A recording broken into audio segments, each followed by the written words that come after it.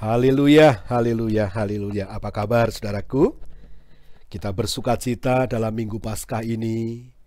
Kita mengenang kasih Tuhan yang begitu besar. Yesus yang telah rela mati bagi kita.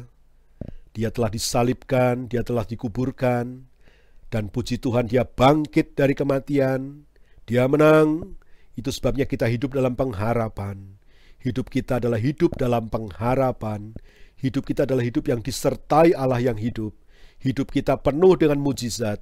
Karena Allah kita bukan Allah yang kalah, tetapi dia Allah yang menang. Pada waktu dia disalib, kita mengira kita menyembah Allah yang lemah. Pada waktu dia dikubur, kita mengira bahwa kita menyembah Allah yang mati. Tetapi semua itu tidak benar, sebab kebangkitannya membuktikan dia adalah Allah yang jaya perkasa, Allah yang luar biasa, Allah yang maha tinggi, Allah yang namanya adalah nama di atas segala nama, yang berkuasa sampai selama-lamanya. Puji Tuhan, kita hidup dalam berkat Tuhan, dalam keselamatan, dan kita juga memilih pengharapan akan hidup yang kekal. Pertanyaannya sederhana, bagaimana dengan teman-teman kita?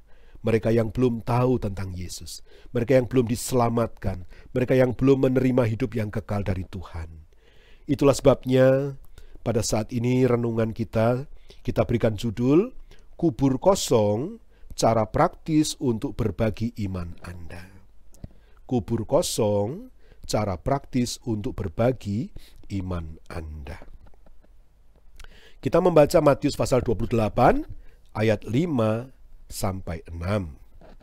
Matius 28 ayat 5 dan ayat 6. Akan tetapi malaikat itu berkata kepada perempuan-perempuan itu, "Janganlah kamu takut, sebab aku tahu kamu mencari Yesus yang disalibkan itu." Dalam benak para perempuan, Yesus telah disalibkan, Yesus telah dikuburkan, dan Yesus masih ada di dalam kubur dalam keadaan mati. Itu yang dipikirkan oleh para perempuan. Itu sebabnya mereka datang membawa rempah-rempah. Tetapi segera disusul ayat 6, itulah berita Injil, berita sukacita yang disampaikan para malaikat pertama kali kepada para perempuan ini. Dan nanti berita ini akan estafet dan semakin menyebar ke seluruh dunia. Sampai akhirnya sampai kepada kita, ya. Ayat 6. Ia tidak ada di sini, sebab ia telah bangkit, sama seperti yang telah dikatakannya. Mari, lihatlah tempat ia berbaring. Dan fakta kemudian membuktikan kubur itu kosong, tidak ada mayat Yesus di situ, dan nanti akan terus ada rangkaian pertemuan-pertemuan mereka dengan Yesus yang telah bangkit.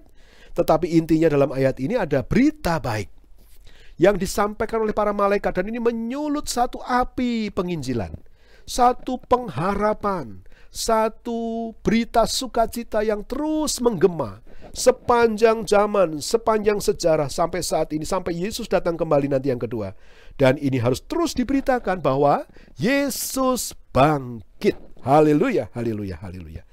Jadi malaikat itu berkata-kata kepada dua wanita ini, wanita yang sedang berduka, dan telah mengubah duka cita menjadi secercah pengharapan. Dan para wanita ini segera memberitahu para murid. Katakanlah ya, di dalam Alkitab, dua wanita, kemudian kepada 11 orang murid, dan kemudian sejarah mencatat dalam sejarah gereja bahwa berita kebangkitan Yesus terus menjalar, ya kan, kepada orang banyak di Yerusalem. Dan orang-orang yang ada di Yerusalem waktu itu kembali ke tanah mereka masing-masing, ke asal mereka masing-masing. Dan di tempat asal mereka, mereka juga memberitakan berita itu. Dan terus akhirnya dunia terbakar dengan wahyu yang agung, Yesus hidup. Haleluya, haleluya, haleluya, haleluya. Api pesan itu masih menyala. Kata-kata yang diucapkan oleh malaikat di makam yang kosong saat matahari terbit 2000 tahun yang lalu terus mengubah hidup dan membebaskan orang dari dosa, membebaskan orang dari sakit penyakit, membebaskan orang dari penderitaan, bahkan membebaskan orang dari kutuk. Tetapi orang-orang harus mendengar pesan untuk bisa percaya. Sekali lagi, orang-orang harus mendengar berita, baru mereka bisa percaya. Dan Paskah ini memberikan orang Kristen kesempatan untuk berbagi kabar baik kepada yang lain. Bagaimana saudara? Anda rindu untuk menjadi pemberita Injil? Di pekan Paskah ini, semua orang tahu kita orang Kristen sedang merayakan Paskah. Mereka juga tahu sebenarnya Paskah itu apa. Mereka tahu bahwa menurut orang Kristen, Yesusnya itu tidak mati, tetapi bangkit dari kematian. Puji Tuhan mereka sudah tahu. Bagaimana dengan yang belum tahu? Harus ada yang mau dipakai Tuhan untuk bersaksi, untuk memberitakan kabar baik ini. Ya, haleluya. Bertentangan dengan apa yang dipikirkan banyak orang, sebenarnya tidak perlu berminggu-minggu, berbulan-bulan, atau bertahun-tahun untuk belajar bagaimana membagikan iman Anda. Anda dapat benar-benar belajar melakukannya hanya dalam beberapa menit. Pikirkan saja apa yang telah Yesus lakukan untuk Anda. Pengalaman pribadi, saudaraku. Pengalaman pribadi, karena itu pribadi Anda yang mengalami, maka Anda tahu ceritanya, tahu rasanya. Dan kalau disuruh cerita, Anda tidak perlu persiapan kan? Itu kan pengalaman pribadi. Jadi bisa langsung diceritakan. Itu sebabnya untuk melakukan penginjilan yang isinya adalah kesaksian pribadi, tidak perlu persiapan. Yang berlama-lama itu sudah ada di dalam pengalaman kita, ya. Lalu beritahu seseorang tentang hal itu, cerita saja. Jika Anda dapat memberitahu orang lain bagaimana Anda diselamatkan, Anda dapat memberitahu mereka bagaimana mereka juga dapat memiliki hubungan pribadi dengan Allah. Penggunaan kesaksian pribadi mengikuti pola yang ditetapkan oleh para pemimpin gereja mula-mula yang kehidupannya diubah oleh kuasa Kristus. Kesaksian Anda memiliki kuasa, otoritas yang sama dengan kesaksian para rasul. Ketika seseorang mengatakan Yesus hidup, siapapun yang mengucapkannya, itu memberitakan kenyataan yang sama bahwa Yesus itu hidup.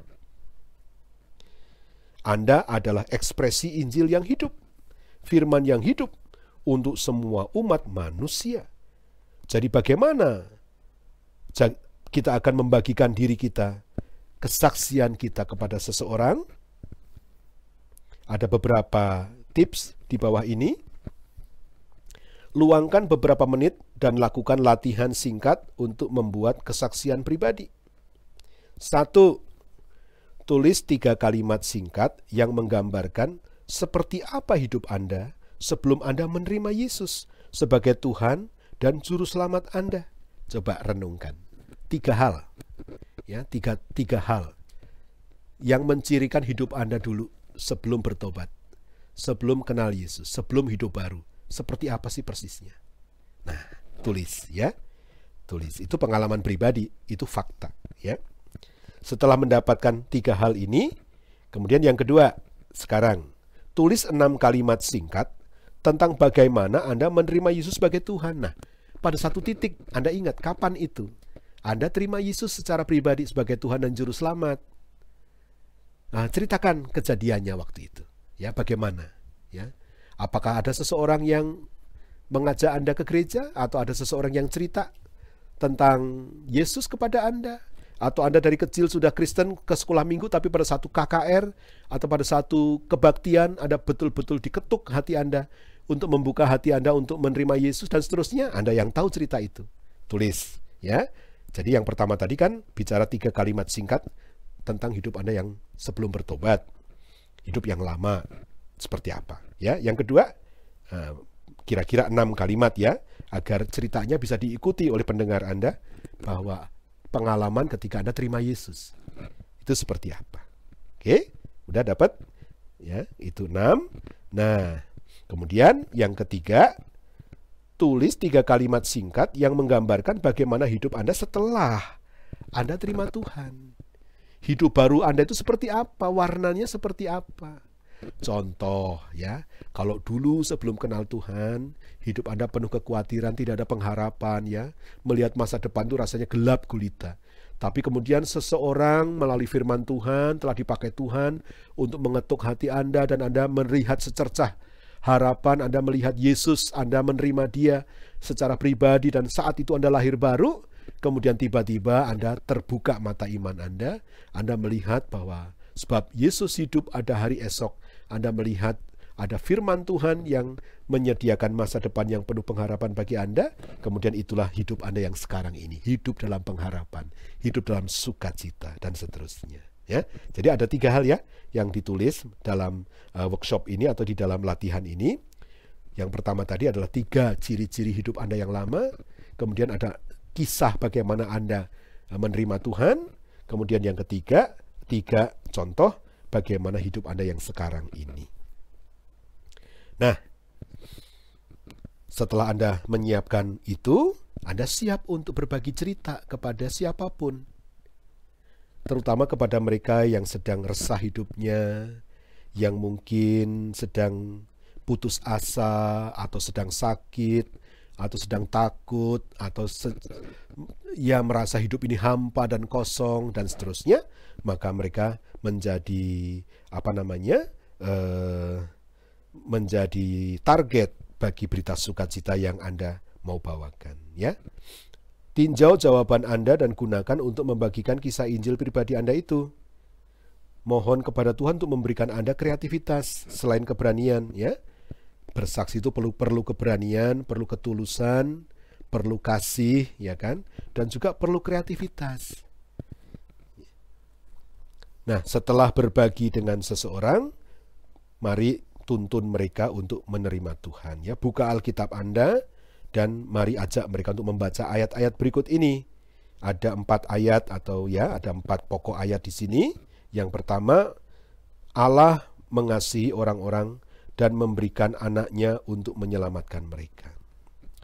Yohanes 3 ayat 16, ya. Karena begitu besar kasih Allah akan dunia ini, sehingga ia telah mengaruniakan anaknya yang tunggal, supaya setiap orang yang percaya kepadanya tidak binasa, melainkan beroleh hidup yang kekal. Puji Tuhan, ya. Yang kedua, bawa mereka kepada fakta firman Tuhan bahwa manusia berdosa dan terpisah dari Allah yang hidup. Roma 3 ayat 23. Roma 3 ayat 23. Karena semua orang telah berbuat dosa dan telah kehilangan kemuliaan Allah. Ya, bahas dengan mereka bahwa kita semua di luar Tuhan Yesus telah berbuat dosa dan telah kehilangan kemuliaan Allah. Lalu yang bagian ketiga, Yesus membayar hukuman atas dosa-dosa kita. Roma 5 ayat 8. Roma 5 ayat 8, akan tetapi Allah menunjukkan kasih-Nya kepada kita oleh karena Kristus telah mati untuk kita ketika kita masih berdosa. Bahwa keselamatan itu adalah inisiatif Tuhan, karena begitu besar kasih-Nya akan manusia. Manusia tidak diciptakan untuk binasa, manusia tidak diciptakan untuk neraka. Lalu kenapa ada neraka? Itu untuk iblis, bukan untuk manusia. Jadi Allah dalam kasih-Nya merintis jalan keselamatan sebab manusia tidak mungkin merintisnya. Manusia tidak bisa menebus dirinya, manusia tidak bisa menolong dirinya dengan cara apapun. Hanya bisa Allah yang turun, Allah yang menjangkau, Allah yang mengulurkan tangannya dari sorga kepada manusia. Jadi berhenti untuk membangun anak tangga dari bumi ke sorga, karena tidak akan pernah sampai. Tetapi mari kita merespon jalan kebenaran dan kehidupan yang olehnya manusia akan sampai kepada Bapa, yaitu Yesus Kristus Tuhan. Jalan yang turun dari sorga menjangkau bumi, dan kita ada di sana. Haleluya. Yang keempat, Allah menerima dan mengampuni mereka yang menaruh iman mereka kepada Kristus Yesus yang bangkit dan mengakui Dia sebagai Tuhan dan Juru Selamat pribadinya. Roma 10 ayat 9-10. Roma 10 ayat 9-10. Sebab jika kamu mengaku dengan mulutmu bahwa Yesus adalah Tuhan dan percaya dalam hatimu bahwa Allah telah membangkitkan Dia dari antara orang mati, maka kamu akan diselamatkan. Karena dengan hati orang percaya dan dibenarkan, dan dengan mulut orang mengaku dan diselamatkan. Haleluya, haleluya. Tanyakan kepada orang itu apakah dia percaya Yesus itu Tuhan, Yesus itu Juru Selamat, dan Dia telah bangkit dari kematian untuk kita. Kalau dia percaya, kemudian dia harus mengaku bahwa Yesus itu adalah Tuhan dan Juru Selamatnya. Bagaimana cara dia mengaku? Melalui doa pengakuan iman, melalui doa untuk mendapatkan keselamatan. Maka Setelah sampai di sini, pimpin orang tersebut, ajak berdoa, yaitu doa tentang keselamatan. Contoh seperti berikut, ya. Jadi Anda berdoa, dia ikutin. Ya Tuhan Yesus, aku tahu aku orang berdosa. Aku percaya Engkau mati untuk dosa-dosaku dan bangkit dari kubur. Aku bertobat dari dosa-dosaku dan mengundang Engkau untuk masuk ke dalam hatiku sebagai Tuhan dan Juru Selamat pribadiku. Tolong bantu aku hidup untuk-Mu. Dalam nama-Mu Tuhan Yesus Kristus aku berdoa. Amin. Gitu aja, cukup, ya kan? Jadi untuk membawa berita Injil tidak sukar. Modalnya bukan sekolah teologi, penguasaan ayat-ayat, bukan. Penginjilan pribadi, modalnya kesaksian pribadi, pengalaman pribadi. Karena namanya pengalaman pribadi, maka itu sudah ada pada diri kita masing-masing. 1, 3 fakta waktu kita hidup belum diselamatkan, ya. 2, cerita bagaimana waktu itu kita kenal Tuhan dan menerima Dia sebagai Tuhan dan Juru Selamat kita. 3, bagaimana hidup kita sekarang. Oke, itu ceritanya. Lalu bawa kepada 4 ayat tadi, ya. Ayat yang pertama Yohanes 3:16, kemudian Roma 3:23, lalu Roma 5:8, kemudian Roma 10 ayat 9 sampai 10. Kemudian ajak mereka berdoa untuk terima Tuhan. Oh, haleluya, saudaraku. Luangkan waktu sejenak untuk berterima kasih kepada Tuhan. Dengan teman yang baru ini, anjurkan mereka untuk sering berdoa dan membaca Alkitab. Kalau perlu Anda bagi Alkitab Anda untuk dia, atau download software untuk Alkitab elektronik, ya kan, di dalam gadget baik Android maupun iPhone. Dan kemudian di sana ada Alkitab. Sarankan mereka untuk membaca Injil Yohanes dulu, ya. Sarankan untuk membaca Injil Yohanes. Nah, kalau sudah Injil Yohanes terus apa dong, ya kan? Kalau mau, Anda bisa pilih salah satu, yaitu kitab Roma atau kitab Mazmur, ya kan? Di situ jiwa baru ini akan mulai mengenal kasih Allah yang menyelamatkan, kasih Allah yang memelihara, kasih Allah yang ajaib, dan seterusnya. Dan ajak ke gereja. Ajak ke gereja untuk dia boleh digembalakan dengan baik. Puji Tuhan, itulah cara memanfaatkan momentum Paskah ini, kubur kosong, cara praktis untuk berbagi iman kita kepada orang lain, ya. Dengan langkah-langkah sederhana ini, Anda telah membantu seseorang untuk menjadi ciptaan baru, diselamatkan bagi sorga. 1 jiwa bertobat, malaikat di sorga bersuka cita. Tuhan memberkati Anda, Tuhan menolong Anda menjadi saksi-saksi Tuhan yang memenangkan jiwa-jiwa bagi kerajaan Allah. Haleluya, haleluya. Amin.